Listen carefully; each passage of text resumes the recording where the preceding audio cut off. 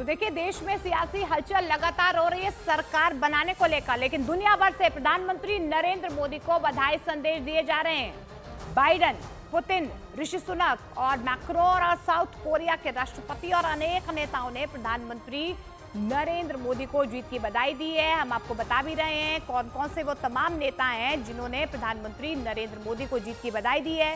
प्रधानमंत्री नरेंद्र मोदी ने, आपको बता दें, शपथ ग्रहण समारोह में श्रीलंका, बांग्लादेश, नेपाल के पीएम, भूटान के किंग और श्रीलंका के राष्ट्रपति को भी आमंत्रित किया है। तो प्रधानमंत्री नरेंद्र मोदी की तरफ से शपथ समारोह में रानिल विक्रमासिंघे को आने का न्योता दिया गया है। बांग्लादेश की प्रधानमंत्री शेख हसीना को न्योता दिया गया है। इस बीच जानकारी भी मिल पा रही है कि प्रधानमंत्री नरेंद्र मोदी ने इन तमाम बड़े नेताओं को, जिन जिन नेताओं ने, शाही मेहमानों ने प्रधानमंत्री नरेंद्र मोदी को जीत की बधाई दी है, तमाम जो नेता हैं उन्हें अब शाही मेहमानों को शपथ ग्रहण समारोह में आने के लिए भी न्योता दिया गया है। तो नेपाल के प्रधानमंत्री, उन्हें जो है न्योता दिया गया है। शेख हसीना को, भूटान के राजा को भी शपथ ग्रहण समारोह में आने के लिए न्योता दिया गया है।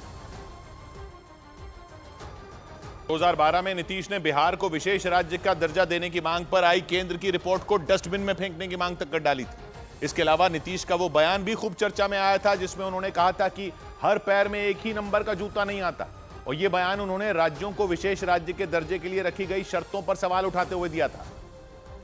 क्योंकि पूर्व वित्त मंत्री अरुण जेटली ने बयान दिया था कि वो विशेष राज्य का दर्जा मांगने वाले राज्यों को आर्थिक मदद तो दे सकते हैं, लेकिन उन्हें विशेष राज्य का दर्जा नहीं दे सकते, क्योंकि 14वें वित्त आयोग ने पूर्वोत्तर और 3 पहाड़ी राज्यों को छोड़कर बाकी राज्यों का विशेष राज्य का दर्जा खत्म कर दिया था।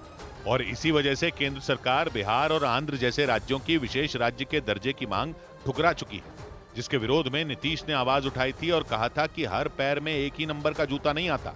पिछले साल वो इस पर मुहिम भी छेड़ने वाले थे। लेकिन पेच यह है कि बिहार और आंध्र दोनों को विशेष राज्य का दर्जा देने वाली मांग को पहले ही ठुकराया जा चुका है।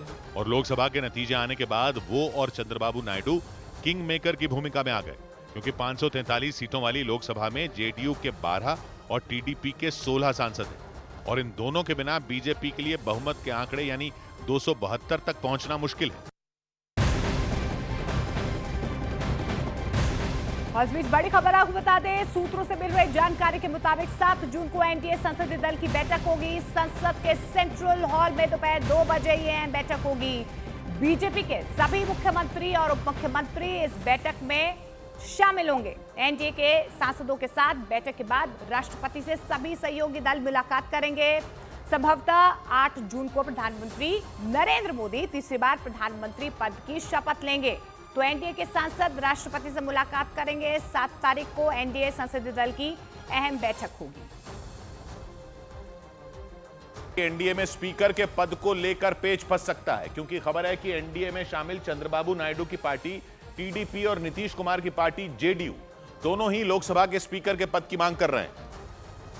यानी चंद्रबाबू नायडू और नीतीश कुमार की नजर लोकसभा के स्पीकर के पद पर टिकी हुई है। ये दोनों दल अच्छी तरह से जानते हैं कि वो इस वक्त किंग मेकर की भूमिका में हैं, और इन दोनों के बिना एनडीए की सरकार नहीं बन सकती। सूत्र बताते हैं कि इसी वजह से टीडीपी और जेडीयू बीजेपी से मोल भाव करने में जुटी हैं। सूत्रों का दावा है कि दोनों पार्टियां लोकसभा के स्पीकर का पद चाहती हैं, क्योंकि जिस तरह के नतीजे आए हैं उनमें इन दोनों दलों की भूमिका बेहद अहम है।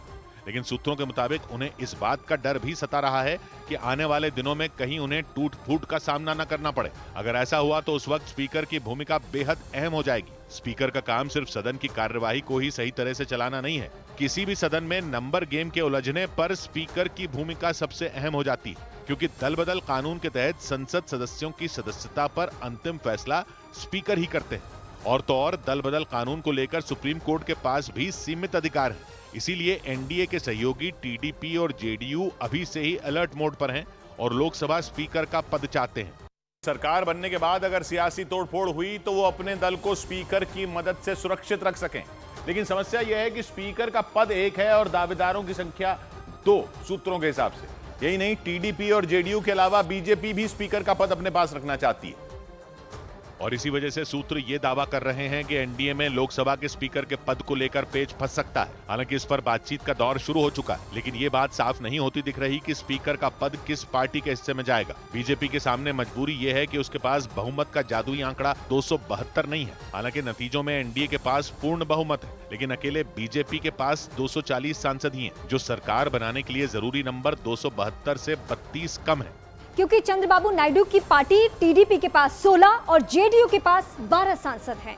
इसी वजह से एनडीए में शामिल टीडीपी और जेडीयू का महत्व बढ़ जाता है। इसीलिए दोनों पार्टियां बीजेपी पर दबाव बनाने में जुटी हैं। उनकी नजर केंद्र में मंत्री पद के अलावा स्पीकर की कुर्सी पर है। हालांकि इस रेस में टीडीपी थोड़ी आगे नजर आ रही है, क्योंकि 1998 में केंद्र में अटल बिहारी वाजपेयी की सरकार में टीडीपी के पास ही स्पीकर का पद था। उस वक्त टीडीपी के जीएमसी बालियोगी ने स्पीकर पद की जिम्मेदारी संभाली थी। सूत्रों का दावा है कि इस बार भी टीडीपी की नजर लोकसभा के स्पीकर के पद पर टिकी है। और न्यूज 18 इंडिया से बोले महाराष्ट्र के सीएम एकनाथ शिंदे। उन्होंने कहा प्रधानमंत्री नरेंद्र मोदी हमारी अर्थव्यवस्था को तीसरे स्थान पर लेकर जाएंगे। बीजेपी और शिवसेना की विचारधारा एक है।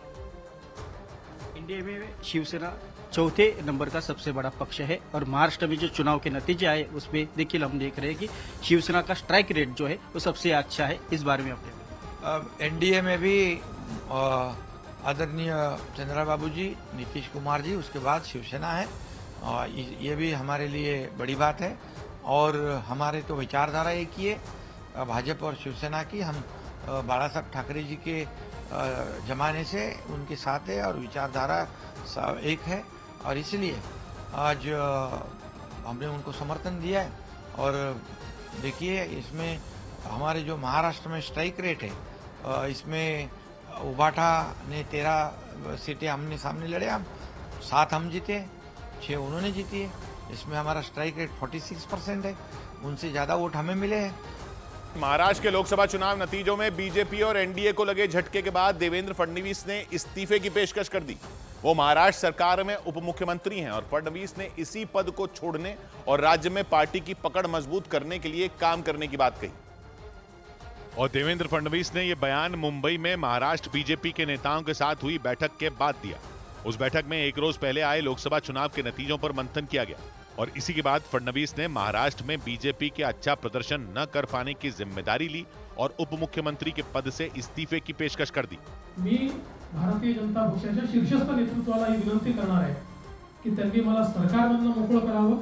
माना जा रहा है कि देवेंद्र फडणवीस ने इस्तीफे की पेशकश इसलिए की क्योंकि महाराष्ट्र में बीजेपी के साथ साथ एनडीए में शामिल शिवसेना के शिंदे गुट और अजीत पवार के नेतृत्व वाली एनसीपी को भी मुंह की खानी पड़ी।